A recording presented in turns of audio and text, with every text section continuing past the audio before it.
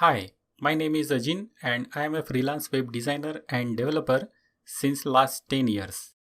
I know as a beginner, everyone have questions in their mind how to start and from where to start.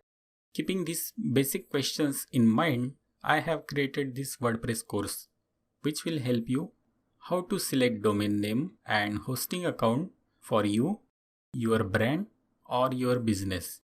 Then you will learn how to install WordPress on local server or on a live server, means on shared hosting account.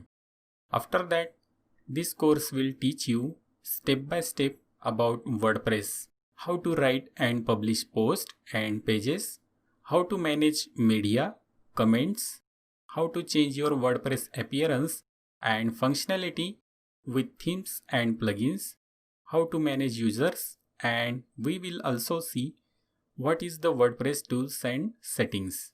So if you are a beginner or a person who already know about WordPress and want to explore more about WordPress, then this course is definitely for you.